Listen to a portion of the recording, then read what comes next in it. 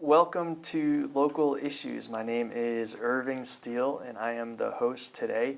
We have this issue that was brought up recently by a friend of mine that started this last fall in September timeframe, and it had to do with education and also kind of what is the role of schools in our community. And so today we have a guest here, Ding Allison. Welcome. Thank you, Irving. So tell me a little bit more. This last September, something happened in the community that was a little surprising for you and kind of sparked you to some action. Do you want to share kind of what started last September? Oh, sure, yeah. It started when my son, who goes to Marine Science Magnet High School, was going to join the Ledger High School robotic team because he was told that he could, but then found out actually no, the school policy does not allow him to. So then I started working with the board, requesting them to review the policy and try to ask them to change the policy so that more students living in Ledger could participate in this activity when the opportunity is available. So if I understand you correctly, you said your son who wanted to go pursue his passion of robotics and join the robotics club at the Ledger High School, that he wasn't allowed to join the club? That's correct. Okay. And his brother was already in the club? Right, yeah. His brother is a senior in Ledger High School, and he has been on the team since his probably freshman year. I think freshman year, so he's always been on the team. Okay, so the main crux of the matter was that since one son was at Ledger High School, he was allowed to go, but the other son, he's going to the regional magnet school. And so because he went to that school, he couldn't join the extracurricular activity? Correct. Okay. And what happened after this? You said you started to kind of work with the administration and review this policy? Right, so I talked to the superintendent asking for clarification about the policy because it wasn't very clear to me how the policy was written. And I was told, well, it always has been implemented as prohibitive. And if you go to any other schools, if you're not enrolled in Ledger public schools, you cannot participate in extracurricular clubs. However, currently, they can participate in sports. Okay. So there is a difference between sports and non-sports. Because robotics is a non-sport, it's categorized as club activity. Therefore, students not enrolled in Ledger public schools cannot.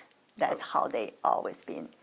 I guess they told me that's how the policy is interpreted and implemented. So it sounds like there's a difference. They divide between extracurricular sports and extracurricular, whether it's chess club or robotics club, Correct. something like that. Correct. And that was the big divide between allowing someone to join. And I think also an important point to add is that you are the tennis coach at Ledger Public Schools. So not only are you a great mother to your sons, you're giving back and spending time in the community at the school. Thank you.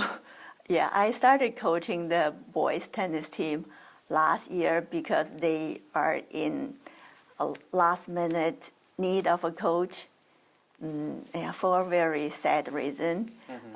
We sadly lost a very, very nice coach to a car accident. We all miss him very, very much, and the boys were devastated when we heard the news. This was like 2022, January. Yeah, so yeah, when the team at that time, we were all looking forward to a great season to build on to the previous year because that coach had coached them the previous year. That was his first year too. Yeah, wonderful coach. Yeah, and then because if there's no coach, then they can't play. And so I coached the team since last season, and this is my second year. You stepped up and wanted to make sure they had a coach, otherwise they might not have had one. Mm-hmm. Yeah. That's special. So you're involved with the community. You have your sons, who are they both on the tennis team too? Yes, they both are. Okay, so even the ones at Ledyard Public Schools and ones at the Magnet School, they both can play on the tennis team. Correct, yeah. Okay, and is this kind of what you've heard is the generally accepted policy throughout the region? What have you learned throughout this process? So for sports, across state of Connecticut, most districts do allow choice school students, such as magnet school students, to come back to play on their hometown's team. And there are conditions, but in general, roughly about 63 or 64% of districts do allow participation for sports. Mm-hmm. But for clubs, I don't really have a lot of information, but the reporter of the day has asked a few superintendents of our local areas. Mm-hmm. Most do not, but New Linden public schools, they do. They allow all students in New Linden to participate in any of their extracurricular club activities. Mm-hmm. Yeah, they may not be able to, because sports is governed by CIAC rules, but clubs are entirely up to the local district.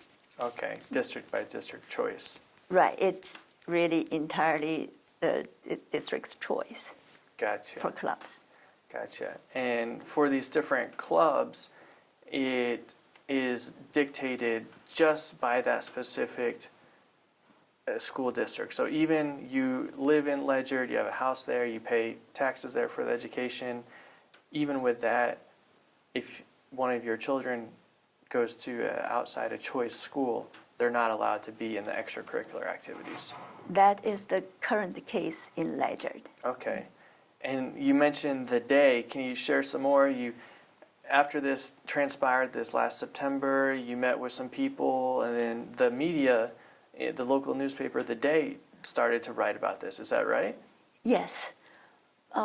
Since I started going to board meetings to raise this issue and ask the board to review and amend the policy, and I've also got a lot of support from the community.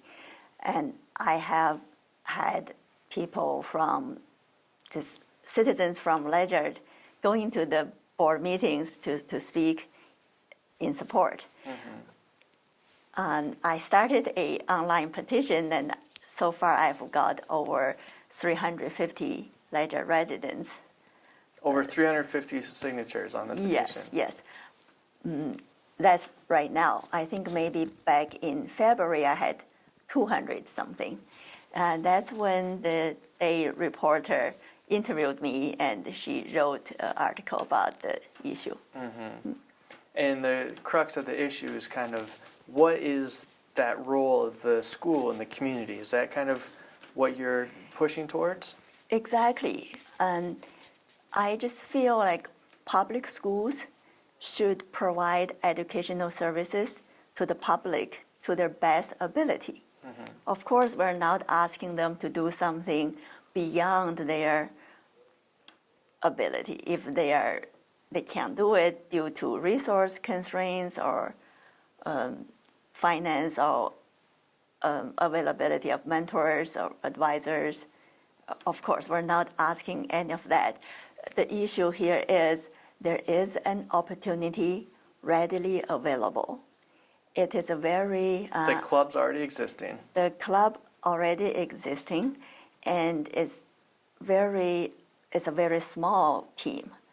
There are very few Ledyard public school kids participating in it, and they could use more students to help the team. Mm-hmm. And because it's somewhat competitive, isn't it? Exactly.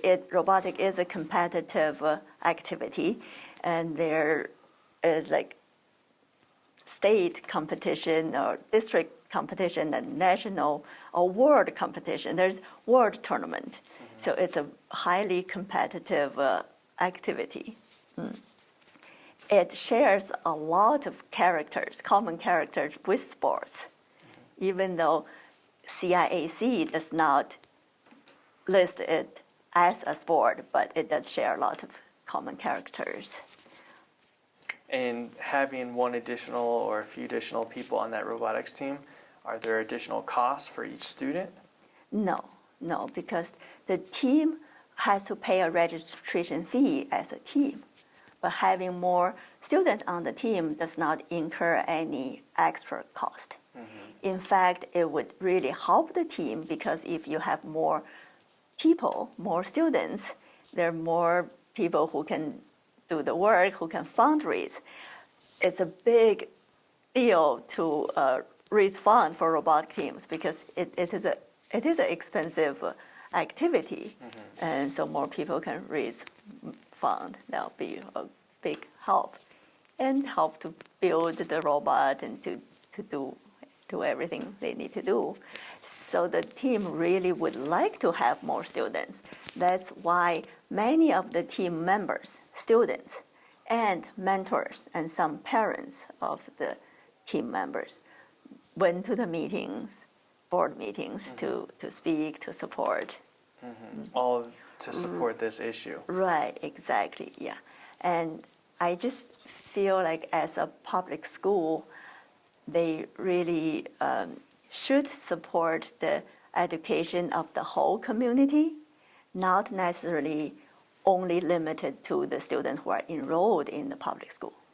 That's what private schools do, right? Private school, you are only serving the students who pay a tuition to be in your private school. But public schools are funded by taxpayers, by the taxpayers of the town, and also like funding from the state, which also taxpayers' money. So students are in public schools not because they pay the tuition, but it's public school. So it's public schools, and also it's an interesting area from my perspective as well, the whole realm of robotics. Thinking about, we see it in the news all the time, teaching our students about STEM education and future areas of growth and employment. It seems like robotics is kind of a new burgeoning area. Exactly. STEM is so important for our future. Kids are our future. And the founder of FIRST is an acronym for the robotic organization, the organization that does the robotic competition. The founder, Mr. Ding Allison, has once said, with the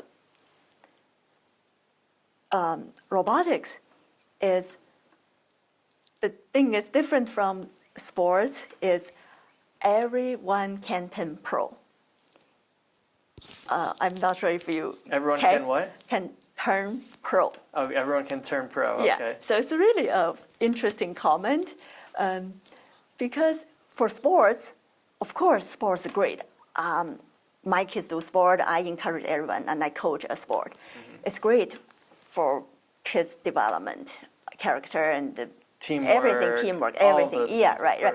And the only difference is very few kids can turn to be a pro athlete. That's what he meant. You can't be very few will have be a professional athlete.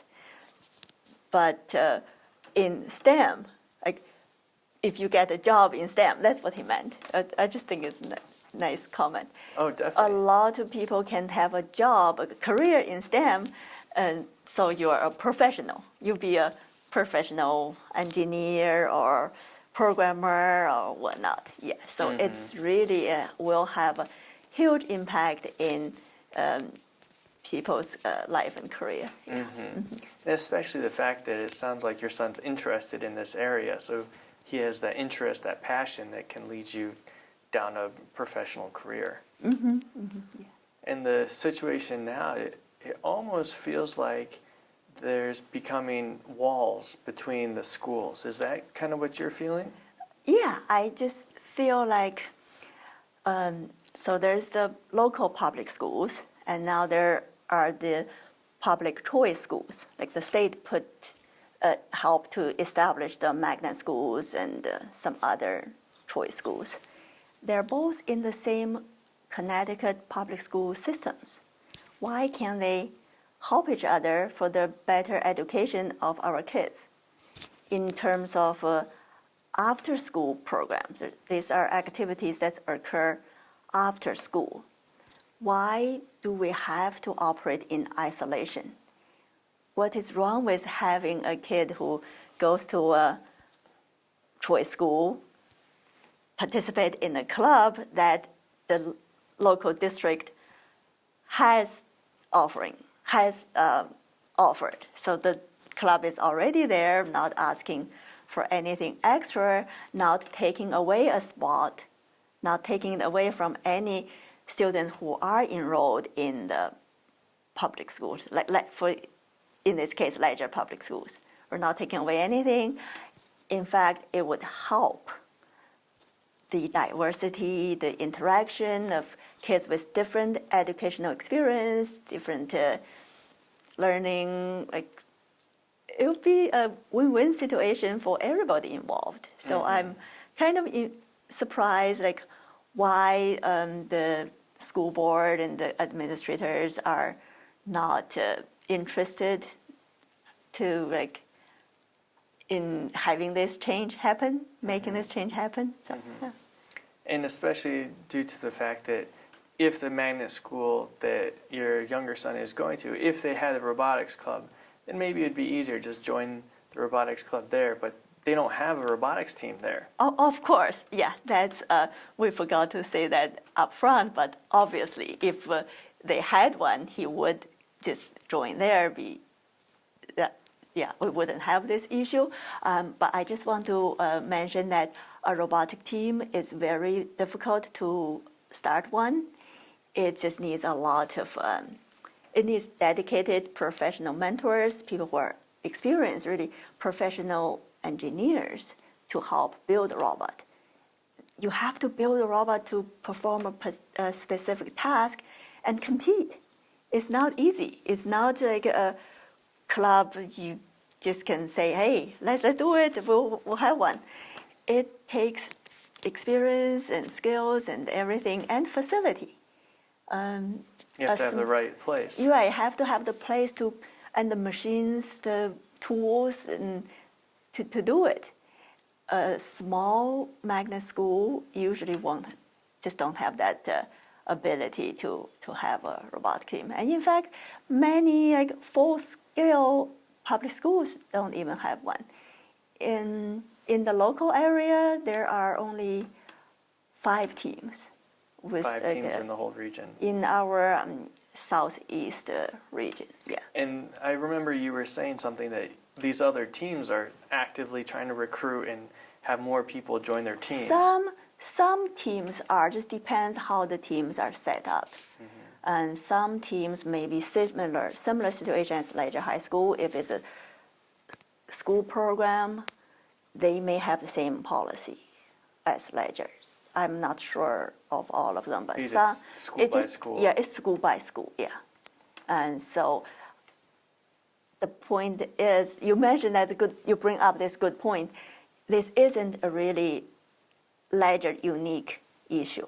It's probably statewide. So I would like to bring awareness at the state level.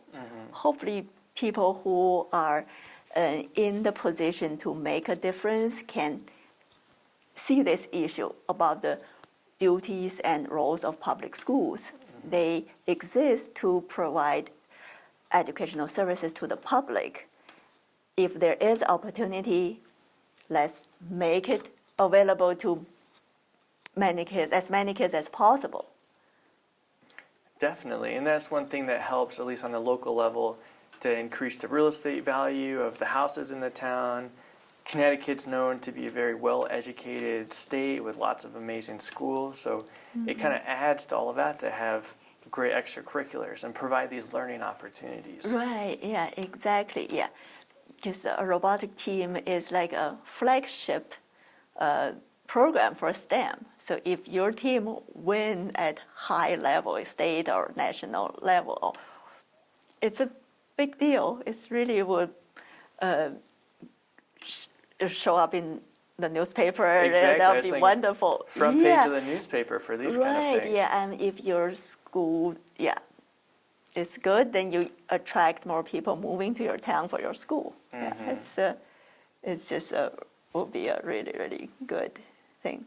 Especially with the increase in grants too, that there's probably a lot of grants for STEM and robotics. So if the robotics team is growing, there might be opportunities to have foundations and more support from the government. Right, and also can try to get more support from corporate. And if the team is doing well, you have more people doing the work and raising funds.